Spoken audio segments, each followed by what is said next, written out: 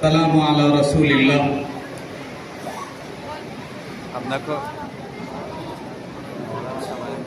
اللہ یجتبی الیہ من یشاء ویہدی الیہ من ینیب. بزرگوں، دوستوں، دوپہر سے مسلسل آپ حضرات ایم ایف اسکول کا جاندار، شاندار اور یادگار پروگرام دیکھ سن رہے ہیں. اپنے دلوں میں خوشی اور مسرت کے ابھرتے ہوئے جذبات اور احساسات بھی محسوس کر رہے ہیں. یہ پروگرام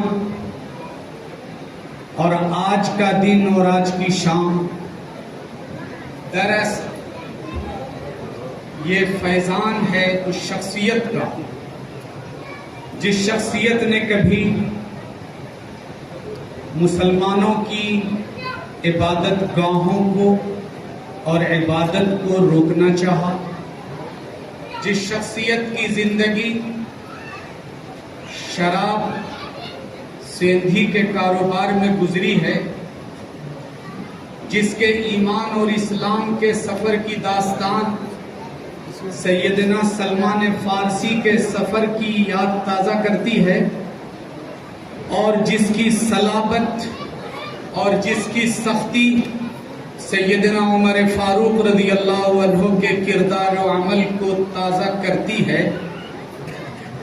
سوچئے وہ شخص جو سن 60 سے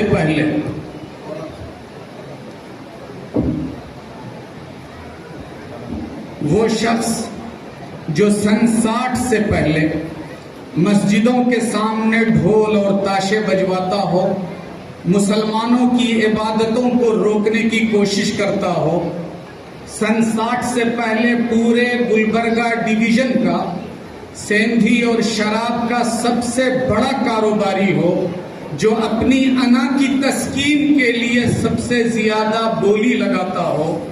آج سے 60 اور 70 سال پہلے جو شخص سالانہ 60 اور 50 لاکھ روپے کا ٹھیکہ لیتا ہو، اگر وہ شخص مسلمان ہو اور اس کی اولاد حافظ اور عالم بنے، وہ شخص کسی دینی ادارے کا بانی اور مؤسس قرار پائے، تو یقین مانیے سننے میں بھی بڑا عجیب اور سوچتے ہوئے بھی بڑا عجیب و غریب محسوس ہوتا ہے.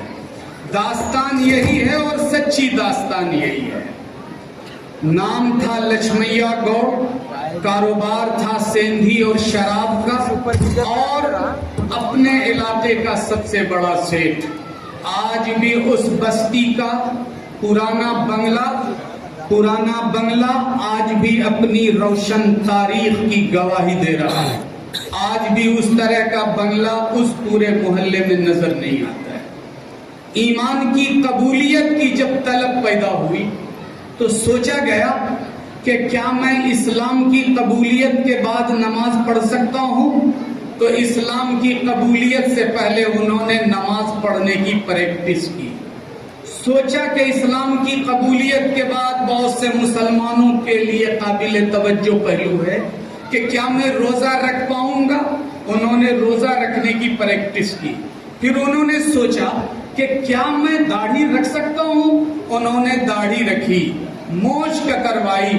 جب ان کو یہ احساس ہو گیا کہ میں اسلام کو مکمل اپنے اندر سمو سکتا ہوں اور میں اسلام کو اپنے قالب میں جذب کر سکتا ہوں اور قلب میرا اسلام کو برداشت کر سکتا ہے، تو انہوں نے اسلام کی قبولیت کے لیے حضرت علامہ حسام الدین فاضل رحمۃ اللہ علیہ، جن کے خیر سے پوترے ہمارے حضرت مولانا حسام الدین جعفر پاشا صاحب تشریف فرما ہیں، ان کی خدمت میں پہنچتے ہیں اور کہتے ہیں کہ میں اسلام قبول کرنا چاہتا ہوں.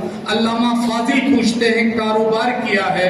تو جواب ملتا ہے کہ میں شراب کا اور سیندھی کا کاروبار ہوں. علامہ فاضل نے شاید کلمہ پڑھا دیا اور کہا کہ یہ کاروبار اور اسلام دونوں ساتھ نہیں چل سکتے. लौटे 6 महीने के बाद औने पौने कारोबार खत्म किया, बहुत सी गिरानी आई, उसके लिए उन्होंने अपनी जमीन औने पौने दाम में बेची, अपना आलीशान बंगला बेचा। मेरी बर्बादियों पे रोने वाले, क्या खबर तुझको, खरीदी हैं बहुत कुछ दे के ये बर्बादियां मैंने। उन्होंने ये सारी चीजें बेची और अपने कारोबार से तौबा किया। हजरत मौलाना आकिल साहब रहमतुल्लाह अलैह की खिदमत में हाजिर हुए। मौलाना आकिल साहब ने फरमाया, सेठ साहब जन्नत में आप अकेले जाएंगे, बीवी बच्चों का क्या होगा? पलट के वो मुखलिस और खुदा का वफाशियार बंदा घर आता है, अपनी बीवी से कहता है कि मैं मुसलमान होना चाह रहा हूं, मेरा साथ दे सकती हो? वफाशियार बीवी कहती है कि बगैर इस्लाम लाए साथ नहीं रह सकते। लक्ष्मैया गौड़ का जवाब होता है, नहीं, या तो इस्लाम या तुम। बीवी ने कहा, आप जिधर उधर हम। पूरा कुंबा सुबह पहुंचता है, मौलाना जाफर पाशा साहब मौजूद हैं, इनके घर में पूरा कुंबा उतरता है, वही परवरिश होती है, इस्लाम का नूर दिलों में समाता है।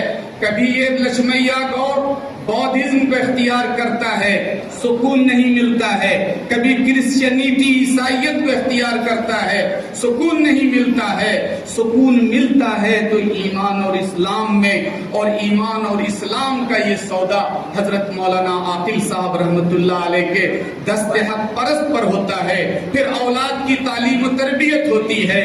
सिद्दीक साहब अपने वक्त के मुजाहिद बनते हैं, इबादत गुजार और शब्बेदार बनते हैं। मौलाना फारूक साहब मरहूम को अल्लाह ताला ने किसी और नहज से उनकी तरबियत करवाई और ये शख्स अपने इलाके का मुजाहिद बना। जब उमर साहब ने अपने घर में मदरसा कायम किया, 1 एकड़ जमीन वक्फ की, अपनी औलाद को आलिम और हाफिज बनाया, और उन्हीं की आखिरी औलाद आपके सामने स्टेज पर मौजूद मौलाना सलीम साहब दामत बरकातुहुम, अल्लाह इनकी उम्र लंबी फरमाए, ये हाफिज भी हैं, ये आलिम भी हैं, और आज अपने बाप और भाई के मिशन को आगे बढ़ा रहे हैं। आज इनका खानवादा है, कोई आलिम है, कोई हाफिज है, कोई मुफ्ती है, कोई दीनी तालीम की लाइन से लगा हुआ है।